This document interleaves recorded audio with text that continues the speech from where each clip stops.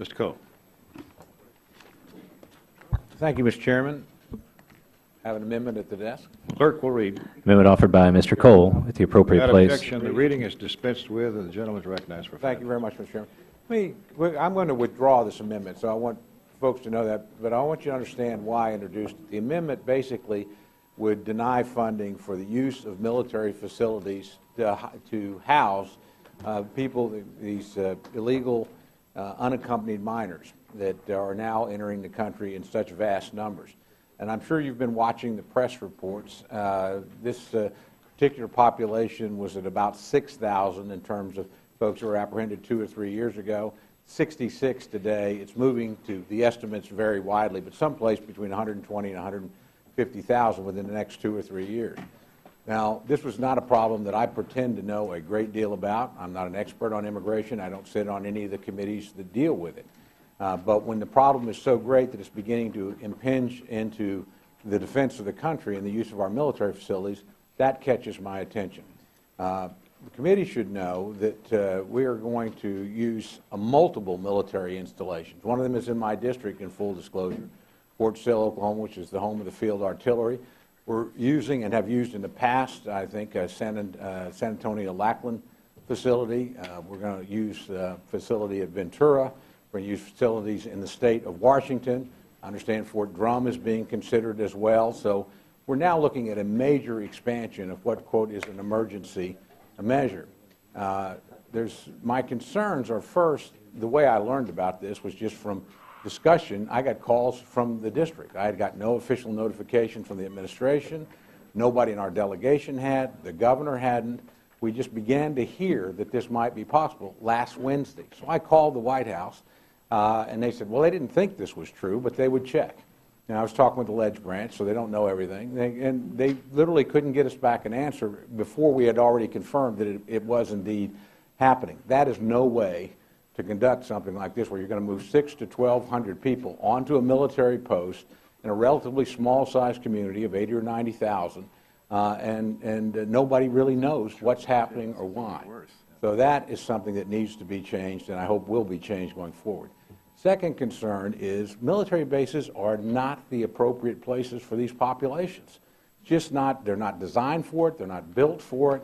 And frankly, everybody agrees. The administration claims this will be an emergency measure, and they will try and find more appropriate housing going forward. I take them at their word, but it does worry me. Anytime you start doing this in multiple facilities, and it's done in a professional manner, as it will be, the easy thing is just to continue doing it. And that, again, is very inappropriate. You're going to have hundreds of children, well, juveniles really, 13 to 17, on these facilities, plus their caretakers, all coming on. Some of those caretakers, by the way, they have to go through background checks. Some of them carry weapons because they're there for security. No military commander likes somebody bringing weapons onto his facility.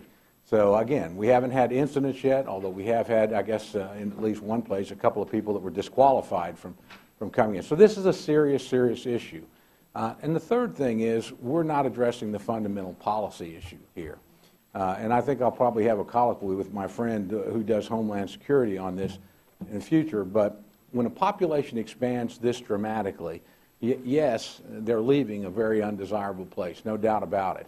But it's not that much different than it was 2 or 3 years ago. So you have to ask what's underway. And I've spent a lot of time the last few days doing a lot of asking with administration officials, had a very good brief, which I'm very appreciative of, from the Department of Homeland Security, Department of Defense, the Border Patrol, ICE, Department of Justice. You know, they're experts there, and they're grappling with a big problem. But part of this problem is clearly that once you get here, if you're, I didn't know this before, but if you're a Mexican person, 13 to 17 years old, you're immediately returned. If we apprehend you, you go back that day, or as quickly as we can get you back in an appropriate fashion. But if you're coming from a non-contiguous country, in this case Guatemala, Honduras, El Salvador is where most of these young people are coming from, we bring you in. And we keep you at these facilities, and we try and find a sponsor for you inside this country. And the odds are that you are going to stay here permanently. And that is being marketed down in these areas by people. These kids are not moving up accidentally or on their own. They are being transported. I'm told the cartels that bring them in are paid $2,500 to $5,000 per person. And then that young person begins a very dangerous journey in the company of very disreputable and dangerous people all the way across Mexico up here. And they're not safe until they get here, really. So anything that encourages this puts those young people at risk. And frankly, I would argue destabilizes the countries where they're coming from, just as our own drug trade destabilizes that area. You know, Americans need to take a long, hard look in the mirror about what is happening to some of these countries because we have this insatiable appetite for illegal drugs. This is a similar thing. But the people that are funding it, usually to try and help the kids, are basically funding a criminal operation. And it's a very lucrative and profitable one. And unwittingly, we have become the people at the end of the trail that actually facilitate then the operation. So we need a major policy change because our policy, not deliberately, but unwittingly, is encouraging this kind of very dangerous activity. So, and again, is now impinging on military bases. I will reserve the right to offer the amendment on the floor, perhaps, or at a later time, because I want to make very sure we do not turn military installations into permanent facilities that house a population that's coming that has no business being there and that those installations are not suited to handle. Again, I'll take the administration to word that they're scrambling to get ahead of the problem, but it's going to take a policy change. It's not going to, we can't just handle the flow better, you know, and do a better job. That's a good thing. Anytime somebody's in the custody of our government, they need to be treated humanely. We need to do everything we can to protect them.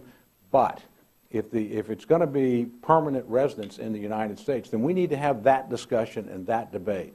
But I think what we've done is set off a mass exodus. We're putting a lot of money into criminal activities. And again, it is extraordinarily dangerous for the young people themselves during the process of transportation. So with that, I'll withdraw my amendment. With that, before you do so, would the gentleman yield? I certainly yield, Chairman. The gentleman is correct in pointing out a major, major problem that Judge Carter and his subcommittee are trying to work with as well. But the numbers here are staggering, and the increase is staggering. As I recollect the figures, in a normal year, it's like 6,000 young people come across. Now it's up to some 66,000, and headed, some people say next year, to 130,000 of kids.